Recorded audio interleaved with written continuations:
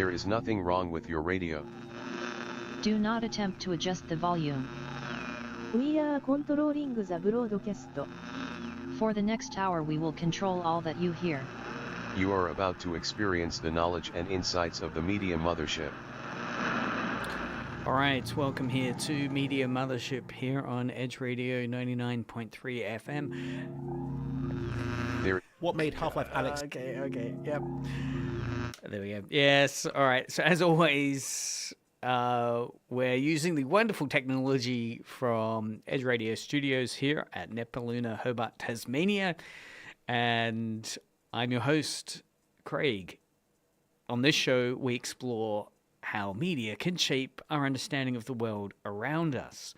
Last week, we took a deep dive into various parts of pop culture, including some Andor Star Wars stuff, and a little bit of discussion of anime, as well as some news and current pop culture topics. Today's topic, we're going to do a huge deep dive into horror and radio. I came across some really fascinating discussion from Stephen King in his book, Dance Macabre, talking about the impact of radio effectively conveying horror. So we're going to listen to a classic, short, 7-minute horror drama called Chicken Heart. Chicken Heart, the most unlikely of things that could drive horror into the heart of a listener. So we're going to listen to that. Some people might also know of Chicken Heart from the fantastic, though now problematic, Bill Cosby sketch that he did in one of his early live stand-up albums.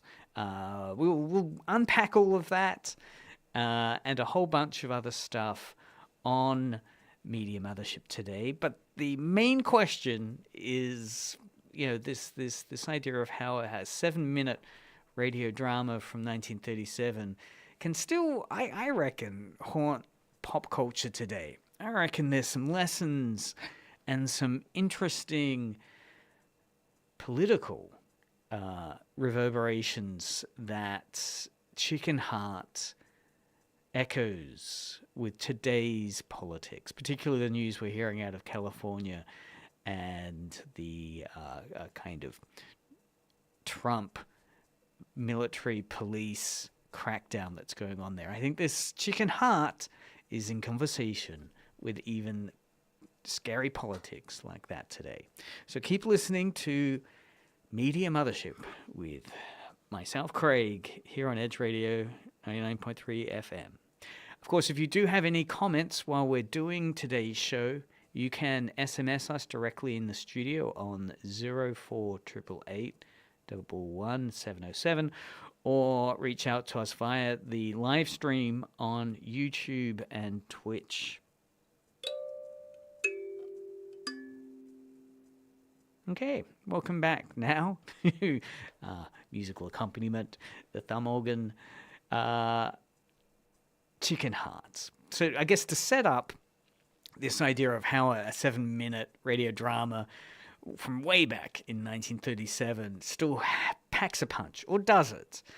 We'll look a little bit about the history first of it, why this kind of matters. So Chicken Heart, broadcast 1937.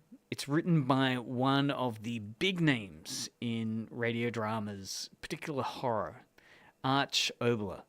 And he wrote for the radio drama series, mainly Lights Out.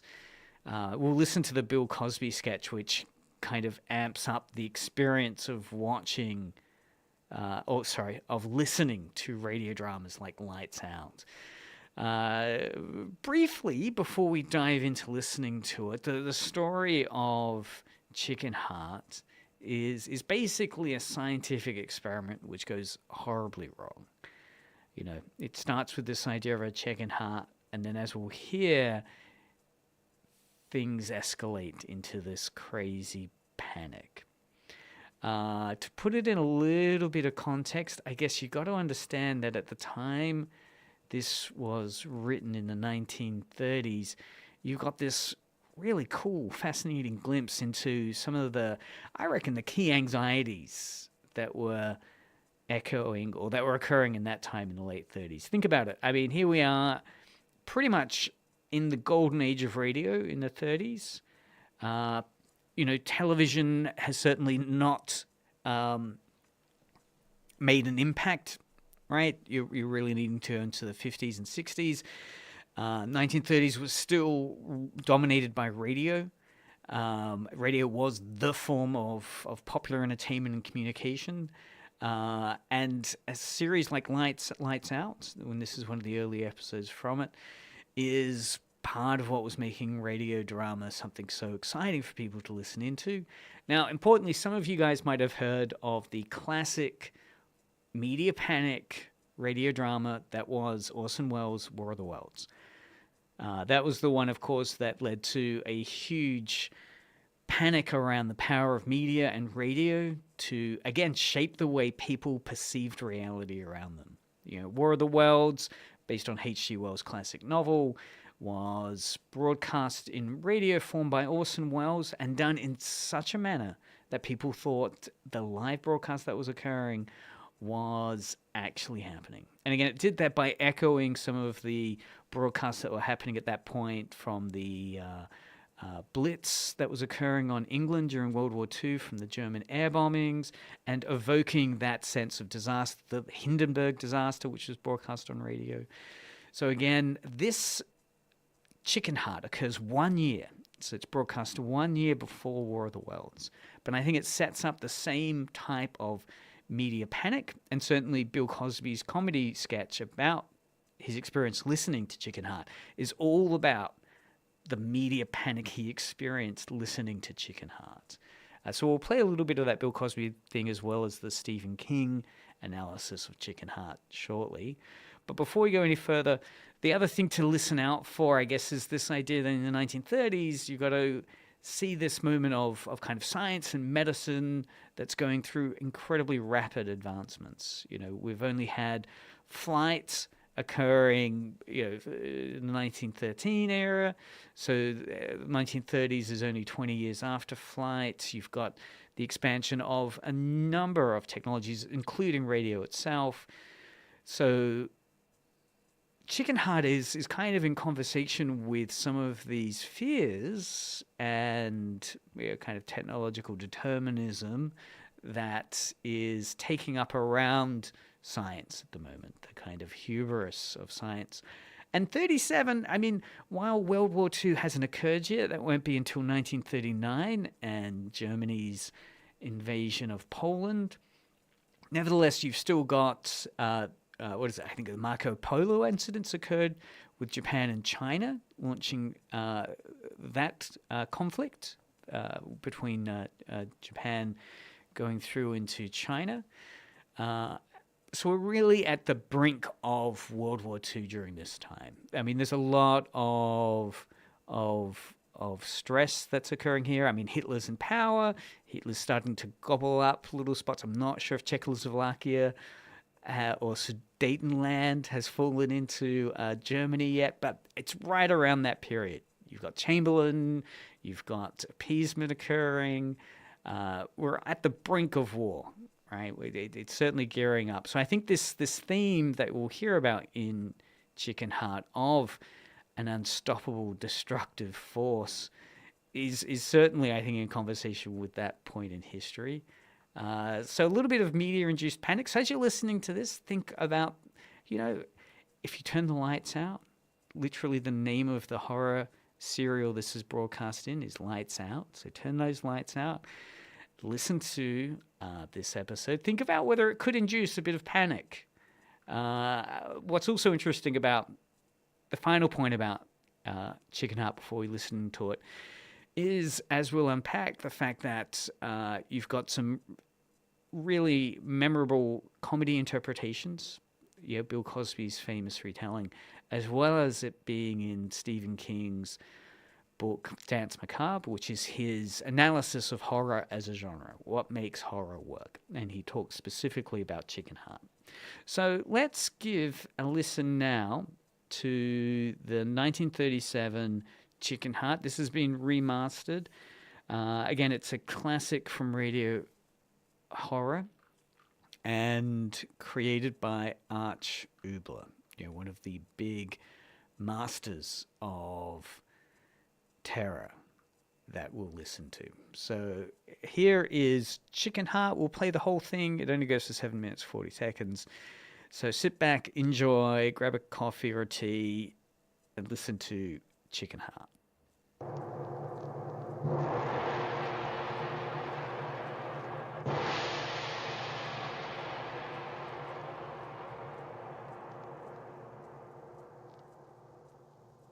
Do you remember some time ago in an Eastern scientific institution, they kept a piece of heart alive for weeks on end?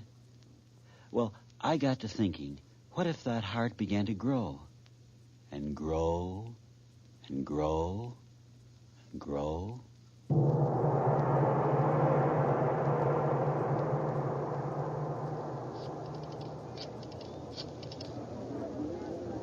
Hello? Hello, operator. Give me Mr. Regan, fast. Hello, Mr. Regan, this is Lewis. Listen, get me a rewrite, man. The thing's still growing. No, Chief, I tell you the truth. The corridor's choked with living, crawling flesh. No, I'm not drunk. I'm telling you the truth. That little piece of flesh has grown until now it's jamming that building. All inside the space of an hour. You've got to believe me. It's the greatest news story of the generation, and here you argue with me. I tell you it's the truth. You've got to believe me. You must believe me. I tell you the only hope is to burn the building to the ground at once. Now, wait a minute, Doc. Wait a minute. Take it easy. I tell you, burn it to the ground. Burn. And I tell you, take it easy. I sent in a call. Oh, don't you understand? For some reason, I cannot even imagine. This tissue is doubling in size every hour. Do you know what that means? In another hour, it will be twice the size it is now, and long before that, it will break open the building with the force of its pressure, and then it will be free in the street. Do you hear me? Free in the street. And then those tentacles of protoplasm stretching out to feed on anything they can reach. What's happening? The building! See the walls! Cracking! I warned you! I warned you!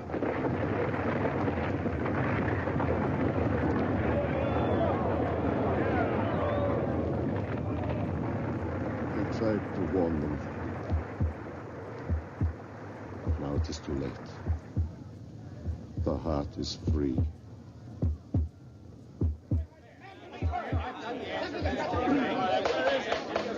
Gentlemen, come to order, please. Gentlemen, please. Quiet, please now. As mayor, no one realizes more than I do the necessity of immediate action in curbing this unspeakable, unbelievable emergency. And I assure you that cut the speeches, Mac. That blasted thing is spreading like a forest fire. Call the governor. Get the National Guard out. Now, wait, please, wait. Here is Dr. Alberts of the Research Institute. Let him speak. Step up here, Doctor. Got to do something. Let's see what he says. Gentlemen, it was in my institute this horror began. And if you give me a chance, perhaps I can stop it. What is it, Doctor? Tell us first what that monster really is. Yes, I will tell you. That great, ever-growing mass of flesh, it is, or it was, a chicken heart. Chicken heart? Are you crazy, man? Chicken heart? Yes, chicken heart, I tell you. Chicken heart. Listen to me, you fools. Listen. Somebody up there knows what he's talking about.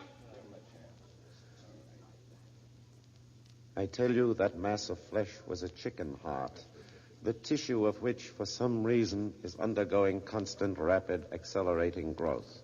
With every passing hour, its growth is doubling. Do you know what that means? If it is now 1 block in size, within 30 hours, that cannibal flesh will have increased in size to 1 square block to the 30th power. In 30 hours, every inch of this whole city will be crushed under that moving flesh. Within 60 hours, it will have covered the entire state. Within 2 weeks, the entire United States. You ask for the National Guard. I say call out the entire army. Blast this thing off the earth. All ready, Chief? Pumpers are ready, all hoses coupled up. We'll flood that thing with water from all angles. All right, here's the signal. Open them up! Full blast! Chief, look out! That flesh, it's reaching out! Get back in Everybody back! The fools, what good is water? I told them. The only hope is artillery. Bombs. All National Guardsmen report to your armories. All National Guardsmen report to your armories. General mobilization order. Battery in position, sir. Commence firing on the hour. Yes, sir. 10, 5, 0. Commence firing! Fire!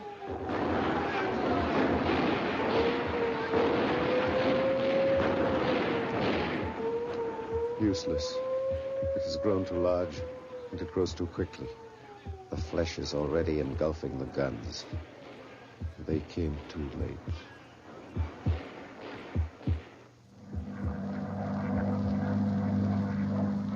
You all right now, Dr. Alberts? Yes. Yes, I'm all right, Mr. Lewis. I'm all right. Well, I sure am glad I located you. I stalled as long as I could, another 10 minutes, and we couldn't have taken off. That blasted protoplasm, or whatever it is, was sucking at the wheels by the time we left the ground. Yes. Yes, I saw. 5,000 feet. Well, we'll cruise around up here for a few minutes and then head west. It will do no good. You can't mean it. It must stop growing sometime. It must. Look at it down there. A gray blanket of evil covering everything.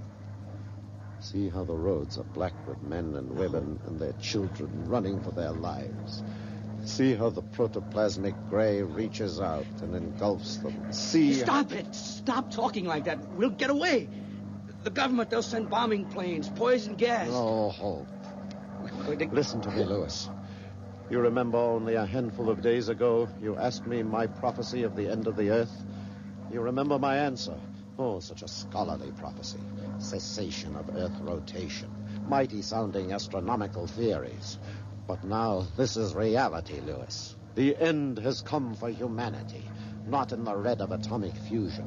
Not in the glory of interstellar combustion. Not in the peace of white, cold silence. But with that creeping, grasping flesh below us. It is a joke, hey, Lewis? A great joke. The joke of the cosmos. The end of mankind. Why? Because of a chicken's heart. No. No, we won't die. I can't die. I'll find a safe landing somewhere. I'll find a place. The motor, it's cut out. We're in a spin. I can't get out of it. I told you, doomed. No, no. All mankind, doomed. No. We're falling right into it, into the heart.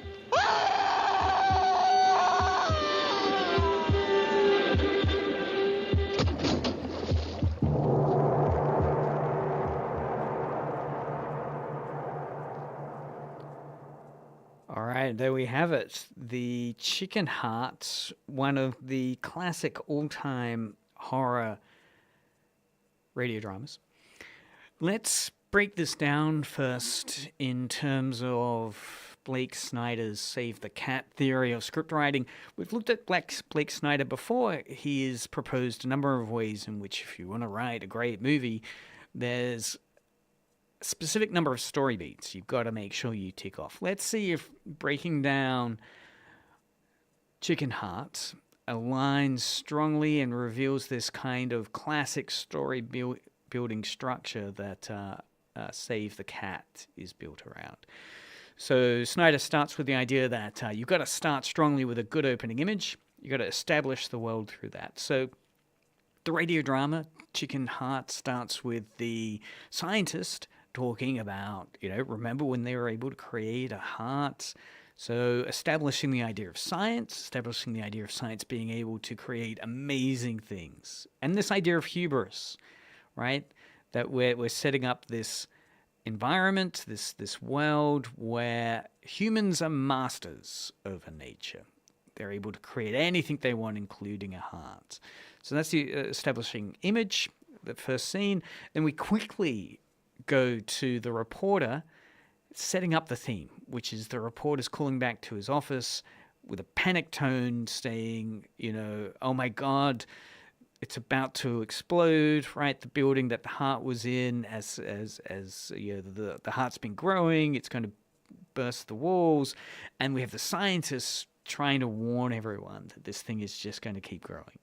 So that's kind of setting up this theme of scientific ambition and panic around the consequences if they become uncontrollable. So that's pretty much immediately the second scene we see. That nicely, as Snyder's saying, establishing the theme. Panic, scientific hubris, unchecked experiment. And then we have this setup as the heart's growing, we're becoming aware of it. The fourth story beat that Snyder talks about is an inciting incident.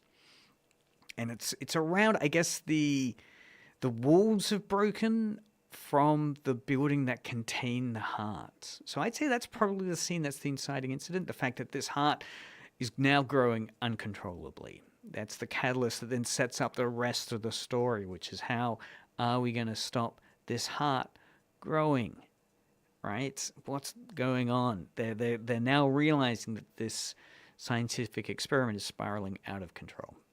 So we have scene 5, or story beat 5, which is the debate. Can it be stopped? So we have this classic scene where scientists, the mayor's there, and they're all struggling to figure out how they're going to fix this. They're debating possible solutions. So we break now into Act 2. This is storytelling point 6, which is the point of no return. Right, so at this point, the heart has continued to escape containment. We have the great scene where the local authorities are trying to use water. Right, they've got the hoses out and they're just trying to hose it down, and it's not working. Right, so there's a sense of dread that's creeping in, that the world now is in full crisis mode. Water's not worked. The scientist has said, I told the fools water wouldn't work. They've got to use artillery and bombs. All right, so then we move into storytelling beat 7, which is fun and games, as the horror escalates. You've got the great scenes of artillery being called in, the bombs being directed, the military's involved, all these escalating panic moments as they're futalism. They're not able to destroy the heart with any of the fun and games that Snyder refers to as this story beat. As we see a series of kind of core horror spectacles being described to us in the radio drama. There's no real sense of, there's a kind of a false hope, right? So the false hope would be that scene near the end where the scientist is on the airplane, right? We have that scene where his assistant or helper has managed to get the airplane off the ground. The scientist that was involved in the research has made it onto that airplane, and it's a kind of midpoint false hope moment where it looks like they might be able to get out of it, right? So the pilot's saying, we'll just circle around a bit, we'll try to figure out what to do next. But that effort is all in fail because we're at story beat 9, which is the bad guys close in, right? This chicken heart, the bad guy, the villain, the force of nature has continued to expand. The scientist in the airplane is just saying it's all hopeless. Destruction's inevitable. Story beat 10, all is lost, right? There's a final realization, right? The pilot's refusing to acknowledge it, saying, no, I can't die now. This can't happen. But all's lost, and we're now into a full dystopic, pessimistic story with story beat 11, Dark Night of the Soul. So the scientist and the pilot in the airplane now confront their powerlessness, right? And the scientist kind of reflects on his own hubris, and we reach this wonderful kind of finale, right, where the growth of the heart's been recognized as impossible to stop. This kind of ultimate horror is being seen below them. He's talking about the gray heart, the little black dots of people trying to escape. We have the finale where this heart is consuming everything, and that theme of that we established in scene 1, where the reporter's calling his base, and the scientist saying, those fools, they've got to listen to me, that these unchecked forces are now beyond human control, with a wonderful final image which is a sound effect image, of course, for radio, of the splat, of the airplane losing its engine, right, and spiraling out of control, and this wonderful final sound of the splat as the airplane crashes into the heart. So it's certainly a really strong story in terms of breaking it down in those 14 Save the Cat story beats. In terms of where Snyder would place this as a genre, as you know, he defines genres in terms of specifically memorable thoughts. So it's not a horror genre. He would say this is a monster in the house subgenre, right, where you have this unstoppable force, right, the monster in the house, which is just wreaking havoc, in this case due to human error, right, the scientist's hubris. And it's got that classic structure that follows the kind of escalating tension and inevitable doom story. So it's considered a classic of being able to map that out. It's a wonderful kind of inevitable doom. 7.5 minutes, packs in a lot. And again, Bill Cosby's little comedy routine on his experience as a child listening to this drives that home. But before we get to Bill Cosby, let's listen to how Stephen King, the well-known horror author, explains why he thinks Chicken Heart matters and is really important to listen to even to it now. So this is in Stephen King's Dance Macabre book, which is his writing about why horror works, how it works in movies, how it works in literature. And what we're going to be hearing about is a little snippet from the audio book narrated by William Durfus. So we'll listen to hear Stephen King talking about the importance of radio horror, and in particular, the author of it, Arch Oboler's Chicken Heart. 3. We're almost done with our brief discussion of radio now. I think that to do much more would be to risk droning along like one of those tiresome cinema buffs who want to spend the night telling you how Charlie Chaplin was the greatest screen actor who ever lived, or that the Clint Eastwood spaghetti westerns stand at the apex of the existential absurdist movement. But no discussion of the phenomenon of radio terror, no matter how brief, would be complete without some mention of the genre's prime auteur, not Orson Welles, but Arch Oboler, the first playwright to have his own national radio series, The Chilling Lights Out. Lights Out was actually broadcast in the 40s, but enough of the programs were rebroadcast in the 50s and even in the 60s for me to feel I can justify their inclusion here. The one I remember most vividly from its rebroadcast on Dimension X was The Chicken Heart That Ate the World. Oboler, like so many people in the horror field, Alfred Hitchcock is another prime example, are extremely alert to the humor implicit in horror, and this alertness was never on better view than in the Chicken Heart story, which made you giggle at its very absurdity even as the goose flesh raced up and down your arms. You remember that only a few days ago you asked me my opinion on how the world would end. The scholarly scientist who has unwittingly perpetrated the horror on an unsuspecting world solemnly tells his young protege as they fly at 5,000 feet in a light plane over the ever-growing Chicken Heart. You remember my answer. Oh, such a scholarly prophecy. Mighty sounding theories about cessation of Earth rotation, entropy. But now this is reality, Lewis. The end has come for humanity, not in the red of atomic fusion, not in the glory of interstellar combustion, not in the peace of white, cold silence, but with that creeping, grasping flesh below us.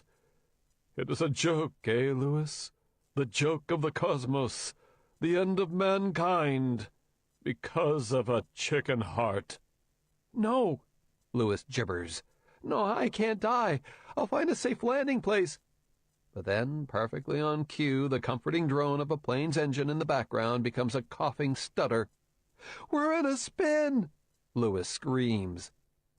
The end of all mankind, the doctor proclaims in stentorian tones, and the two of them fall directly into the chicken heart. We hear its steady beat, louder, louder, and then the sickly splash that ends the play. Part of Oboler's real genius was that when Chicken Heart ended, you felt like laughing and throwing up at the same time. Cue the bombers, an old radio bit used to run. Drone of bombers in the background. The mind's eye visualizes a sky black with flying forts. Drop the ice cream into Puget Sound, the voice continues. Whining hydraulic sound of bomb bays opening, a rising whistle followed by a gigantic splash. All right, cue the chocolate syrup, the whipped cream, and drop the maraschino cherries.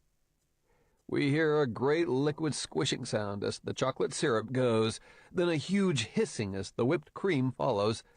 These sounds are followed by a heavy plop, plop, plop in the background.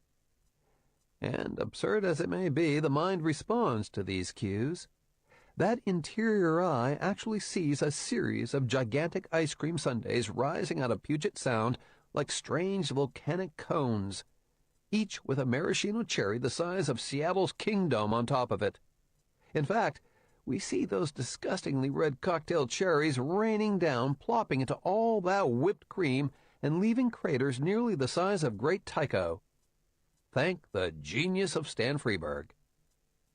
Arch Oboler, a restlessly intelligent man who was also involved in the movies, 5, one of the first films to deal with the survival of mankind after World War III, was Oboler's brainchild, and the legitimate theater utilized two of radio's great strengths.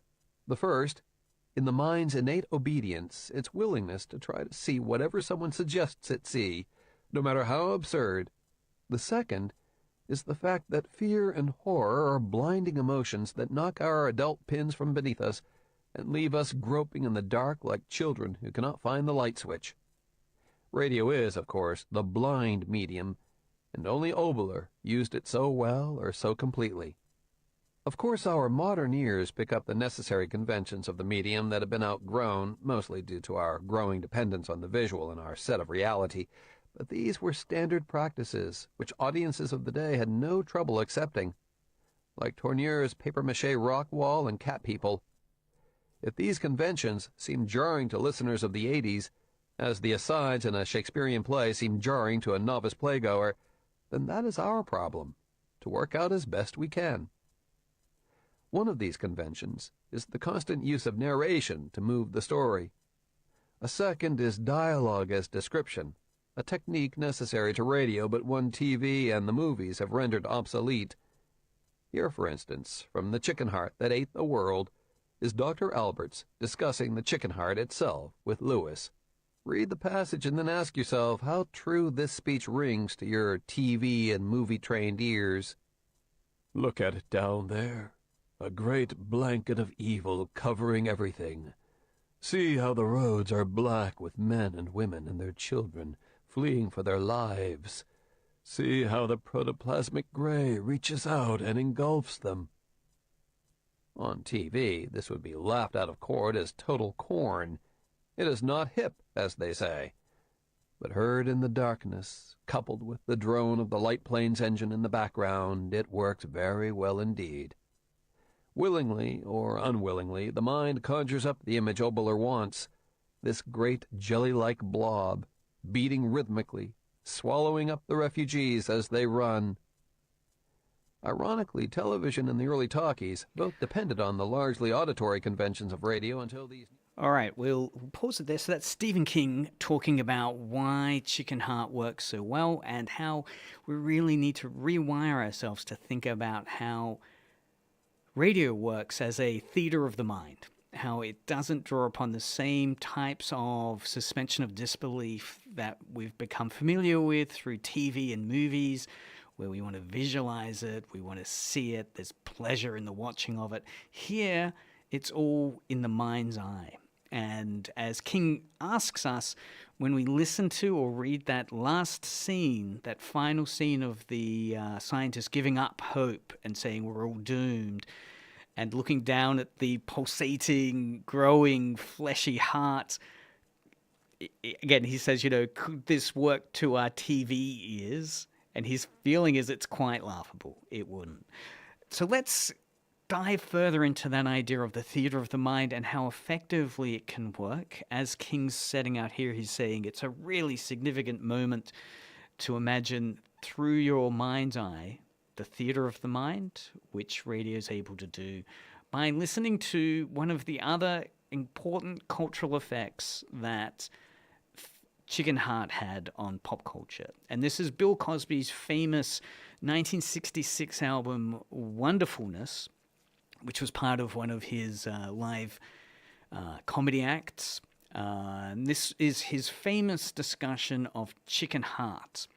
Of course, Bill Cosby, famous for, Fat Albert, Cosby Kids and so forth, and equally probably more infamous now for his criminal activities and law cases against him and being found guilty of rape. So one can't unpack that from what we're about to hear. Important to say, of course, a deeply problematic individual. But let's listen to this famous comedy routine he has, which I do think speaks to Stephen King's point around trying to understand how theater of the mind works and how effective Arch Oboler was with Chicken Heart at creating this. So let's listen now to a little bit from the sketch from the 1966 album Wonderfulness by Bill Cosby. Go ahead, scare me to death. I'm ready. I'm ready. Scare me, man. Come on now. And welcome to Lights Out. Yeah.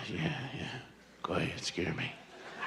I was dumb enough to do whatever the guy said to do on the radio. Turn your lights out. Yeah, all right, yeah. They're out. Go on, scare me to death. I'm ready. Tonight's episode is about a chicken heart. A chicken heart that ate up New York City. Yeah, go chicken heart. Go get him. Eat him up, chicken heart. Scare me to death. I'm ready.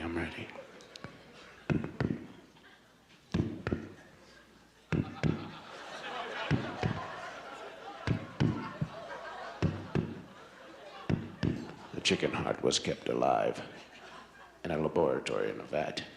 Special solution. Half blood, half sodium salicylate.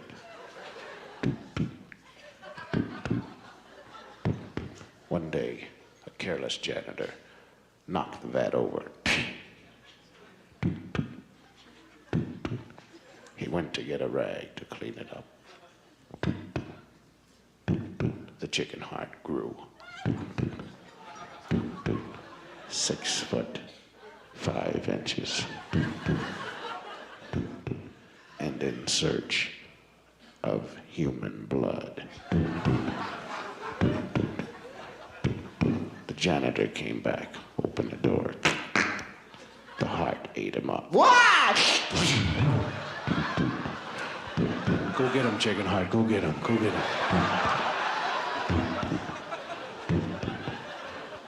It moved out into the hallway. Rang for the elevator. 4th floor. Ah!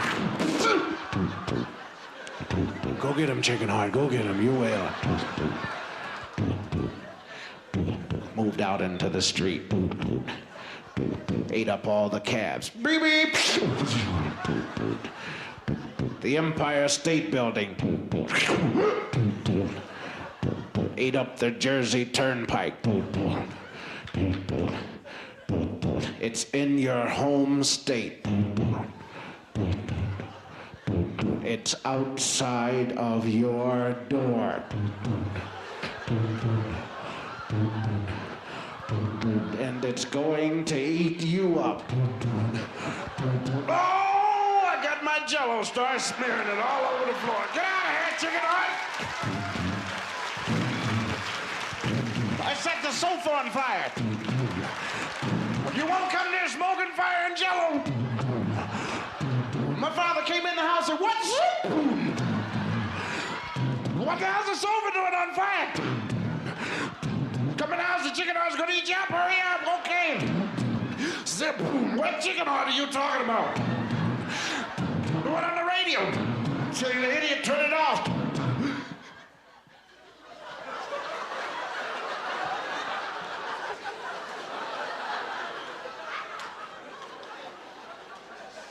I hadn't thought of that. For 2 years, anybody that passed by our house, my father, whether he knew him or not, would call him in. Hey, come here, I want to show you my dumb kid. Go on, tell him how you burned up a $100 sofa and broke your father's arm to save us from that.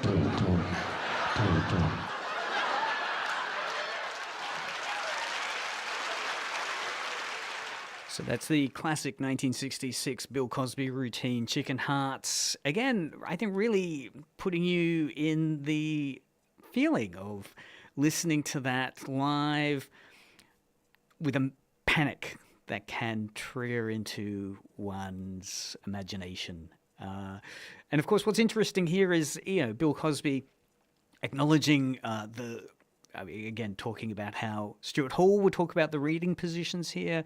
You've got the dominant reading position of Chicken Heart, which is it's a really good horror story, right? It has this good escalating horror that's going to it, which interestingly Bill Cosby sets up and in a really kind of fan fiction way actually embellishes and explains how the hearts started to grow, that a janitor accidentally knocked over some chemical, the chemical got into the heart and just caused this unlikely growth of the heart that the scientists had kept alive. So at one level you have the dominant reading, but then you have Bill Cosby, which is kind of doing his own, it's a version of that for comedy effect, talking about if you took it literally, it suddenly becomes insane. It's weird that you would believe this suddenly, so much so that you'd set fire to your sofa to protect yourself. And again, the whole absurdity of listening to the escalating horror that you're only listening to a radio show, yet it seems so real. It seems like it's happening. So much like a year later from this, you'll have Orson Welles' War of the Worlds broadcast, which notoriously led to people arming themselves, getting out of their homes to try to defend their communities. That were seeing this as real. Equally here, for comedy effect, Bill Cosby's comic retelling of it being that kind of, it's looking at it on paper, as Stephen King says, it's kind of laughable. How can this chicken heart be so terrifying? That is absurd. Yet it is this masterful, I think, combination of comic horror and kind of over identifying with the fear, as Žižek, the philosopher, will talk about this kind of humor that occurs with extreme fear, where the terror is so ratcheted up that it gets to a point of absurdity, which, is, I think, the heart of Bill Cosby's comedy routine there. And also, obviously some listeners have registered that. Thanks, Anna, for SMSing in. I'm glad it was fun to listen to that on the way home in the car. Because, I think it does hold up. 1937, this broadcast was first made, but it's such an effective bit of horror that it's worthy of unpacking it. And also looking at the cultural impact it's had. Stephen King, fantastic, one of the best horror authors, as well as Bill Cosby, turning it both into a bit of cultural touchstone to discuss. Bill Cosby's 1966 comedy routine and Dance Macabre, what came out in the early 80s. So there you're looking at 20-year periods where this cultural touchstone of the 1937 radio drama still gets discussed and talked about. The other thing that's so interesting, I think, about the Chicken Heart is this idea of, the absurd logic of it, that the system that you see that's occurring around the Chicken Heart, the science system, the military system, the police system, the journalism system, all it does is kind of reinforces what they're trying to stop, right? So they're all trying to stop the growth of the chicken heart. And again, this is what Žižek says is so powerful about horror stories, that often they're these tales of trying to stop the threats, and particularly where the story is, the dark tea time of the soul, the kind of, and we lose. It's about the system itself being broken, that the system itself is trying to stop the threat, but the more it tries to stop the threat, the worse the threat gets. It's bringing more amplification to the threat.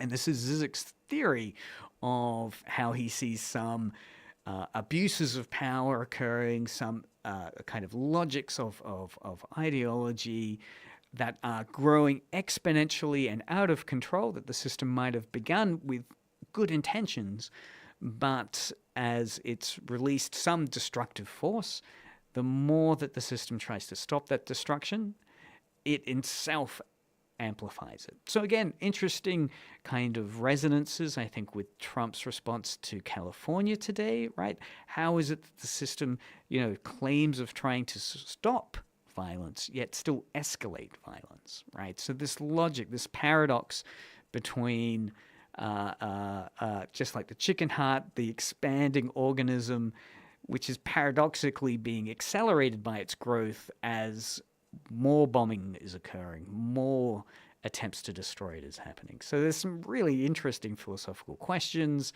that are occurring there, as well as Stephen King's pointing out, a really masterclass in how to create a story in 7.5 minutes that is about the escalation of horror, the escalation of terror, that works so effectively in radio.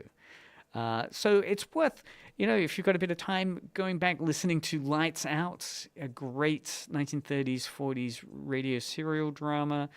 We've talked about other great moments in horror radio dramas, like The Thing on the Floorboard, which is more of a psychological horror.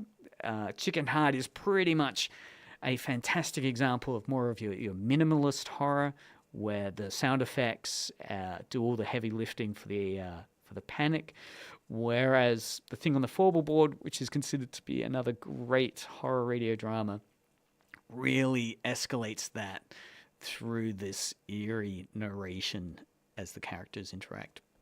Listen back to our episode on The Thing on the Floorboard for more discussion on that. But yeah, we'll dip into some more radio drama and piece together why it still matters in future shows. Again, I hope you thought The Chicken Heart was a nice bit of timeless horror. And in particular, listen back to it, think of how sound-based fear works, and if it's still effective today as it was in 1937. Turn those lights out and listen to it, and see if a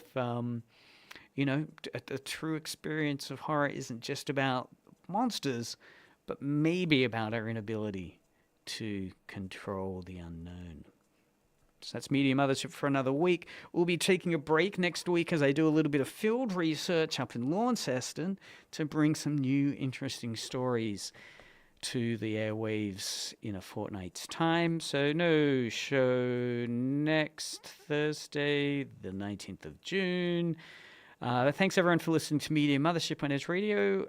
You can listen back to other audio notes for the show on your podcast supplier of choice, as well as catch visuals of the show on YouTube and Twitch. Keep listening now to some really cool Edge Radio tunes.